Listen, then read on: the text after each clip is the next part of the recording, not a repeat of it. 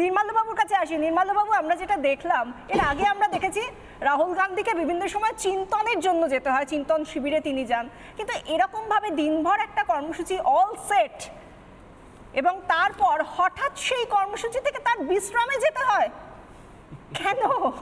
মানে একজন সর্বোচ্চ নেতা, প্রাক্তন কংগ্রেস সভাপতি, তিনি হঠাৎ তার মনে হলো দুটো জায়গায় গেলেন, একটা সংক্ষিপ্ত সভা করলেন আর একটা জায়গায় সংক্ষিপ্ত রোড শো, পতাকা, তাকে প্ল্যাকার্ড দেখানো হলো, গো ব্যাক টাইপের কিছু দেখানো হলো, আর তারপর তিনি বললেন আমার বিশ্রাম দরকার, দিল্লি চলো। কেন? দেখুন, অরিন্দবাবু কার হয়ে কথা বললেন আমি বুঝতে পারলাম না। উনি মমতা বন্দ্যোপাধ্যায়ের হয়ে বললেন না রাহুল গান্ধীর হয়ে বললেন, আমার বোধগম্য হলো না, প্রথম কথা। দ্বিতীয় কথা হচ্ছে, রাহুল গান্ধী একেবারে ক্যাটেগরিক্যালি বলেছেন এবং কথা ফিরিয়ে নেননি যে মমতা ভোট কাটুয়া।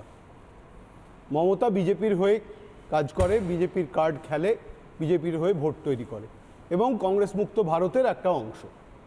এই জায়গা থেকে রাহুল গান্ধী সরে আসেননি, এটা এক। দ্বিতীয় কথা হচ্ছে, মমতা বন্দ্যোপাধ্যায় অত্যন্ত চতুর রাজনীতিক। তিনি খুব ভালো মতো জানেন যে ফুটো ব্যাগে পয়সা রাখলে সে পয়সা পড়ে যাবে। সিপিএম এবং কংগ্রেস পশ্চিমবঙ্গে ফুটো ব্যাগ, তাদের সঙ্গে থাকা আর না থাকা প্রায় সমান। সুতরাং অধীর চৌধুরী বলুন আর কংগ্রেসের যে সমস্ত অপ্রাসঙ্গিক কিছু নেতা আছে যারা কথাবার্তা বলে, আমি তাদের কথা বলছিও না, তারা আছে কেন জানি না, তারা মাঝে মধ্যে বলে, মমতা বন্দ্যোপাধ্যায়ের বিরুদ্ধে বলে এবং তাতে মমতা বন্দ্যোপাধ্যায় কিছু যায় আসে না। কিন্তু এই যে ডিসিশনটা মমতা বন্দ্যোপাধ্যায় নিলেন যে উনি জোটে থাকবেন না, এটা মমতা বন্দ্যোপাধ্যায়ের, অরিন্দবাবুরা নতুন এসছেন, আমরা দেখেছি মমতা বন্দ্যোপাধ্যায় যখন কংগ্রেস ভেঙেছিলেন উনি দুটো কংগ্রেস তৈরি করেছিলেন, একটা ইনডোর কংগ্রেস, একটা আউটডোর কংগ্রেস। তখন এখানে প্লেনারি চলছিল এবং নজরুল মঞ্চে উনি তখন একটা ইনডোর কংগ্রেস আউটডোর কংগ্রেস বলে এটা হচ্ছে আউটডোর কংগ্রেস আর ওইটা ইনডোর কংগ্রেস, এবং আলটিমেটলি আউটডোর কংগ্রেস থেকে বেরিয়ে গিয়ে, ইনডোর কংগ্রেস থেকে বেরিয়ে উনি তৃণমূল কংগ্রেস তৈরি করেছিল 98 সালে। সুতরাং মমতা বন্দ্যোপাধ্যায় যে ডিসিশনটা নিয়েছেন সেটা তো আজকের ডিসিশন। উনি বলেছিলেন 30শে ডিসেম্বরের মধ্যে জোট ঠিক করুন, ওরা কথা শোনেনি। মমতা বন্দ্যোপাধ্যায় বলে, যেটা ওর মেন অভিযোগ, আপনি এখান থেকে র্যালি করছেন আমাকে জানাচ্ছেন না, যদিও কংগ্রেস নেতৃত্ব বলছে যে আমরা 13 জানুয়ারি জানিয়েছিলাম, কিন্তু উনি সেটা অস্বীকার করছেন। এবার প্রশ্নটা দাঁড়াচ্ছে যে মমতা বন্দ্যোপাধ্যায় যে এই দ্বিচারিতা, এই যে ডাবল স্ট্যান্ড, এই দ্বিচারিতাটা কি? এই দ্বিচারিতাতে আলটিমেটলি যেটা আমি বুঝছি সেটা হচ্ছে দুটো ক্ষেত্রে বিজেপির ফায়দা হয়ে যাচ্ছে। কিভাবে বিজেপি ফায়দা পাচ্ছে? এখানে তৃণমূল বিরোধী যে ভোটটা আছে সেই ভোটটা ভাগ হয়ে যাচ্ছে, আর বাইরে তৃণমূল বিরোধী যে ভোটটা সেটা বিজেপিতে চলে যাচ্ছে। আলটিমেটলি যেটা আপনি যদি একটু ভেবে দেখেন, মমতা বন্দ্যোপাধ্যায়, অনিন্দবাবু যাদেরকে, মানে তৃণমূলরা যাদেরকে সাম্প্রদায়িক দল বলছে, মমতা বন্দ্যোপাধ্যায় আলটিমেটলি যে কাজটা করছেন সেই সাম্প্রদায়িক দলই বেনিফিটটা পেয়ে যাচ্ছে। না না, এটা আপনি মনে করছেন। আমি নির্মলবাবু বিধানসভার আগেও এই কথাগুলো বলেছিলেন, উনি এমনভাবে বলছিলেন যেন বিজেপি চলে আসছেন, কিন্তু আলটিমেটলি মানুষ কাকে ভোটটা দিয়েছে। না না, এটা না না, একদম। আগামী দিনে নির্মলবাবু আমাকে একটা ভিডিও দেখাবেন, আমি খুশি হব।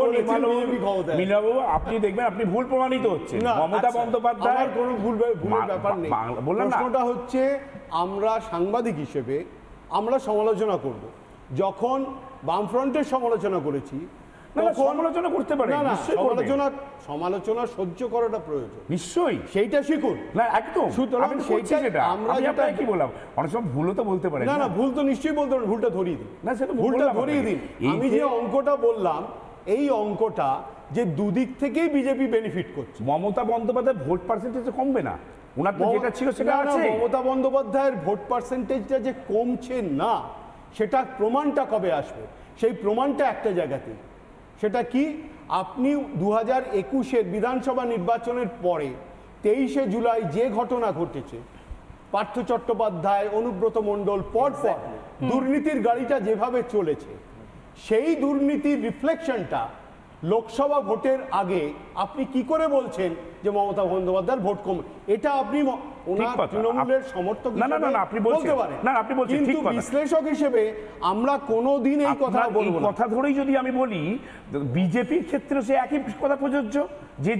যে কথাগুলো বলে এসেছিল বিজেপি, সেগুলো একটা ফুলফিল করেনি। শুধু রাজ্য জুড়ে এই যে ক্যালেন্ডারের অঙ্কন, এক সেকেন্ড, আমরা যদি ক্যালেন্ডারের পাতা দেখি, অরিন্দবাবু একটার পর একটা ঘটনা, এখন প্রশাসন সিদ্ধান্ত নেয় না, সিদ্ধান্ত এড়াতে নেয় কে? এক সেকেন্ড, এই ক্ষেত্রে প্রশাসন সিদ্ধান্ত নেয় না, এখন হাইকোর্ট থেকে সিদ্ধান্ত নেওয়া হয় যে কিভাবে রাজ্য চলবে। এত দুর্নীতি, আর তারপরেও বলছেন যে ভোটে তার প্রভাব পড়বে না। আমরা আসবো